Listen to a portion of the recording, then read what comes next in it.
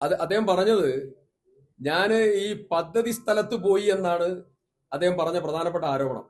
അത് എന്റേതാക്കി കോൺഗ്രസിന്റേതും U D എഫിന്റേതാക്കി മാറ്റാൻ ശ്രമിക്കുന്നു. കോൺഗ്രസിന്റെയും യു ഡി എഫിന്റെ ആദിക്ക് മാറ്റാനല്ല ശ്രമിച്ചത്, അത് പൊതുസമൂഹത്തിൻ്റെതാണ്. ഞാൻ ഇവിടെ സർക്കാരിന്റെ ഭാഗമായിട്ടുള്ള MLA ആണ്. പിന്നെ രണ്ട് കാര്യമാണ് പറഞ്ഞത്. ഞാൻ ആദ്യമായിട്ടാണ് അവിടെ പോകുന്നത്. അല്ല, കള്ളം പെരുമ്പറയടിച്ച് നിരവധി തവണ ആവർത്തിച്ചാൽ അത് സത്യമാണെന്ന് ജനം വിശ്വസിക്കും എന്നുള്ള മൂഢന്മാരുടെ സ്വർഗത്തിലാണ് ഇവരുള്ളത്. ഞാൻ എത്ര തവണ പോയിട്ടുണ്ട് എന്നുള്ളത് എന്റെ കയ്യിലുണ്ട്. ഞാൻ വേണമെങ്കിൽ ഇന്നലെ പ്രസിദ്ധപ്പെടുത്തിയതുപോലെ അതും കൂടി പ്രസിദ്ധപ്പെടുത്തിയതാണ്. രാത്രി ഞാൻ അവിടെ പോയിട്ടുണ്ട്, വറക്കിടക്കുന്നത് കാണാൻ. പകൽ സമയത്ത് പോയിട്ടുണ്ട്. ഒന്നിലേറെ തവണ, നിരവധി തവണ ഞാൻ പോയിട്ടുണ്ട്. ഞാൻ കലക്ടറേറ്റിലെ മീറ്റിംഗിൽ പോയിട്ടുണ്ട്. മുഖ്യമന്ത്രിയുടെ മീറ്റിംഗിൽ പങ്കെടുത്തിട്ടുണ്ട്. അസംബ്ലിയിൽ ഇതുമായി ബന്ധപ്പെട്ട ചർച്ചകൾക്ക് നേതൃത്വം കൊടുത്തിട്ടുണ്ട്. അടിയന്തര പ്രമേയ ചർച്ചയ്ക്ക് നേതൃത്വമുണ്ട്. മുഖ്യമന്ത്രിയെ നിരവധി തവണ കണ്ടിട്ടുണ്ട്.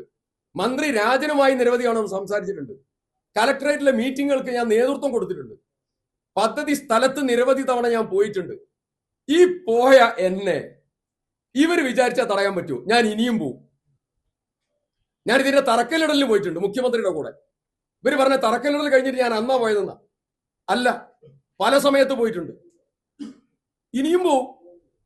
ഞാൻ ഇവിടുത്തെ സർക്കാരിന്റെ പ്രതിനിധിയാണ്, MLA ആണ്, ജനം തെരഞ്ഞെടുത്ത MLA ആണ്. ചൂരമല മുണ്ടകയിലെ ദുരന്ത ബാധിതർ തെരഞ്ഞെടുത്തതായ MLA ആണ് ഞാൻ.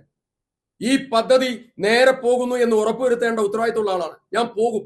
എന്നെ തടയാൻ ശശിക്കോ റഫീഖിനോ ഒരാൾക്കും സാധ്യമല്ല. ഞാൻ ആ ഉത്തരവാദിത്തം നിർവഹിക്കുകയും ചെയ്യും. തർക്കം വേണ്ട, തർക്കം വേണ്ട. പോകും. നിരവധി ഞാൻ അവിടെ പോകുന്നത് ഫോട്ടോ ഇട്ടിട്ടില്ല, ഞാൻ റീൽസ് ചെയ്തില്ല. പക്ഷേ ഞാൻ എല്ലാ മീറ്റിങ്ങിലും പോയി. ഞാൻ മുഖ്യമന്ത്രിയുടെ മീറ്റിങ്ങിന് പോയത് ഞാൻ റീൽസ് ഇട്ടോ, ഫോട്ടോ ഇട്ടോ? ഇല്ലല്ലോ. ഞാൻ കലക്ടറേറ്റിൽ നിരവധി മീറ്റിങ്ങിൽ പങ്കെടുത്തു. ഞാൻ ഫോട്ടോ ഇട്ടോ, റീൽസ് ഇട്ടോ? ഇല്ല. അവിടെ പ്രദേശവാസികൾ ഒരു സമരം ചെയ്തു, ഒരു പ്രക്ഷോഭം നടത്തി.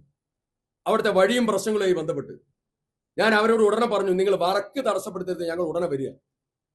ഞാൻ ഉടനെ പോയി കലക്ടറോട് പറഞ്ഞു, ഒന്ന് സംസാരിക്കണം. കലക്ടറുടെ ചേംബറിൽ ഇരുത്തി സംസാരിച്ച് അവരുടെ പ്രശ്നം പരിഹരിക്കാൻ നേതൃത്വം കൊടുത്തു. ഇതൊക്കെ ഒരു ജനപ്രതിനിധി ചെയ്തതാ. എന്നൊരു പച്ചക്കള്ളം പറയല്ലേ? ഇതെന്താ 100 തവണ നിങ്ങൾ കള്ളം പറഞ്ഞാല് ഇവിടെയുള്ള ജനം അങ്ങ് വിശ്വസിക്കുന്നു വിചാരിച്ചോ? കൽപ്പറ്റയിലെ ജനങ്ങളെ തെറ്റിദ്ധരിപ്പിക്കാൻ ആസൂത്രിതമായിട്ടുള്ള ഒരു ശ്രമം നടത്തി വിജയിക്കാൻ പറ്റുമോ എന്നതാണ്. അതൊന്നും നടക്കുന്ന കാര്യമല്ല.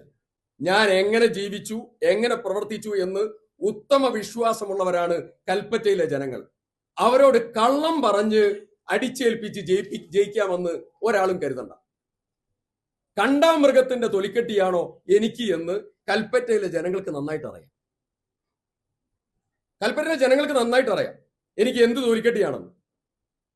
ദുരന്തം നടന്നപ്പോ, അതിനു മുമ്പ്, അതിനു ശേഷം, ഇപ്പോ ഞാൻ എങ്ങനെ പ്രവർത്തിച്ചു, എങ്ങനെ ജീവിക്കുന്നു എന്നുള്ളത് കൽപ്പറ്റയിലെ ജനങ്ങൾക്കറിയാം. ഏറ്റവും പുതിയ വാർത്തകളും വിശേഷങ്ങളും വിരൽ തുമ്പിലറിയാൻ സീ മലയാളം ന്യൂസ് എല്ലാ ഡിജിറ്റൽ പ്ലാറ്റ്ഫോമുകളിലും ലഭ്യം.